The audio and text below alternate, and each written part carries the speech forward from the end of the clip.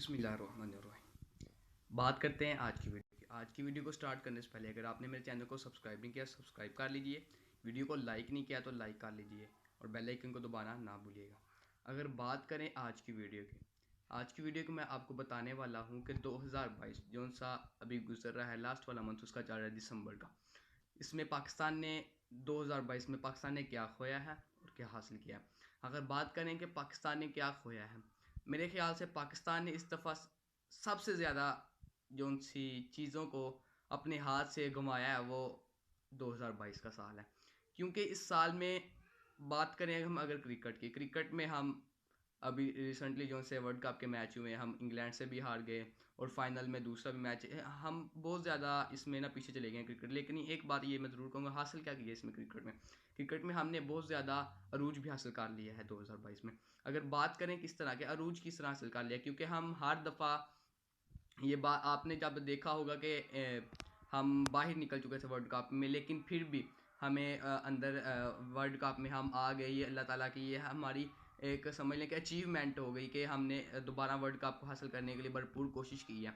ये हमने हासिल किया है। अगर बात करें कि हमने अपने मुल्क से क्या खोया है, हमने अपने मुल्क से आपस में प्यार, मोहब्बत, भाईचारा, अमन, सुकून सब कुछ खो लिया है। क्योंकि हम एक दूसरे को बर्दाश्त नहीं कर सकते, हमें सब्र ही नहीं है।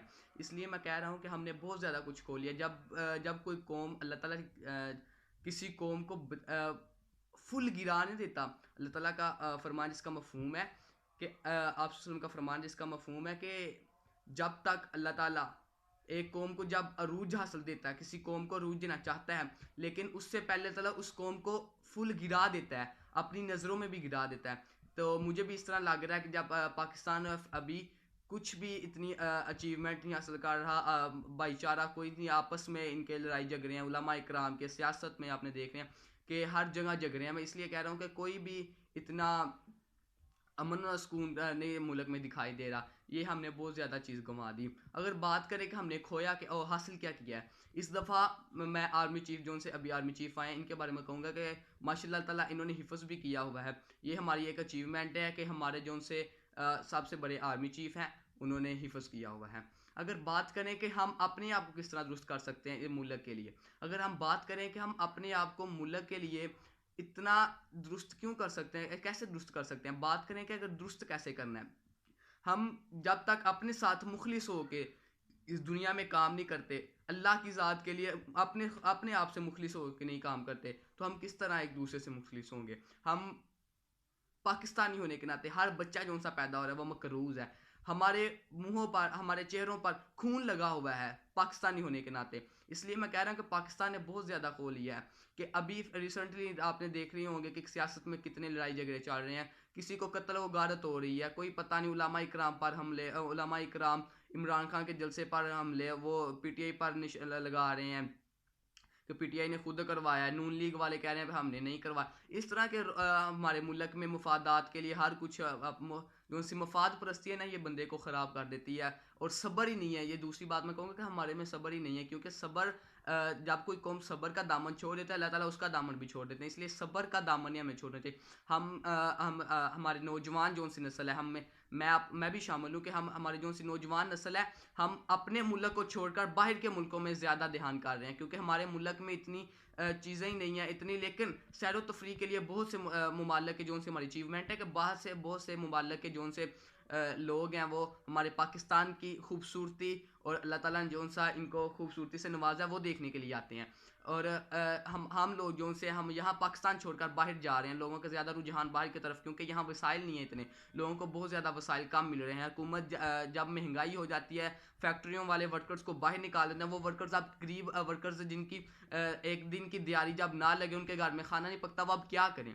मैं इसलिए कह रहा हूँ कि हमारी ये बहुत हम पीछे चले गए हैं, बहुत ही नीचे चले गए हैं। जोन सा यूरोप माशरा जो सा 1900 अगर 65 की बात करें तब था ना, जब जब 1965 की 1980 तक जब यूरोप माशरा था, हम उससे भी नीचे चले गए हैं, हम अब ऐसे बन गए हैं। इसलिए मैं कह रहा हूँ कि हमने बहुत कुछ खो लिया है।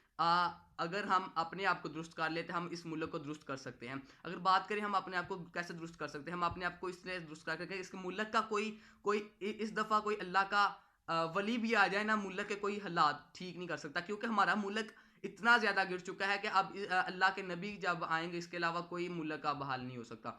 अगर बात करें हम अपने आप को कैसे दुरुस्त, हम अपने आप को इस ऐसे दुरुस्त कर सकते हैं कि अपने रात को जब सोएं कि अपने जो उनसे मोहल्ले में आपके हमसाए हैं दोनों साइडों पे, पीछे हमसाए हैं, उनसे पूछ के कि अगर उन्होंने खाना पकाया है कि नहीं। अगर आपके पास अल्लाह ताला ने तौफीक दी है तो उनको भी खाना अगर उनको नहीं पकाया।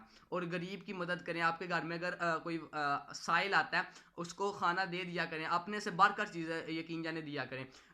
आपने राबिया बसरी का वाक़या सुना होगा कि राबिया बस उनके घर जब एक मेहमान आए तो उनके घर खाना नहीं, एक फ़र्द का खाना था, मेहमान 10 आ गए तो उन्होंने बाहर वसाइल आया तो उन्होंने साइल आया तो उन्होंने वो खाना जौन सा उसको दे दिया। अब घर में 10 मेहमान बैठे हैं लेकिन उन्होंने जौन सा खाना घर था एक मेहमान का वो भी बाहर दे दिया है। उनकी ज़रूरतमंदी उनके अल्लाह ताला ने उनके ज़हन में बात ही ऐसी डाली थी, इनका यकीन ही ऐसा था। नबी पाक ने फरमाया कि जो अल्लाह की राह में एक देता है अल्लाह ताला उसको दुगने 10 करके देता है। उनका यकीन ही ऐसा था। उन्होंने थोड़ी देर बाद एक बुए पर बुआ किसी ने खड़काया, राबिया बसरी आए तो कहने लगे कि ये खाना 8 बंदों का भेजा है कि वो फलां घर से आया खाना 8 बंदों का। अब वो उनका यकीन देखें अल्लाह पर, उन्होंने कहा कि ये खाना हमारे घर नहीं, आपको गलतफ़हमी हुई है। वो अब बंदा दोबारा गया तो जा कहने लगा कि वो कह रहे हैं आपको गलतफ़हमी हुई है कि हमारा घर ये खाना नहीं भेजा गया।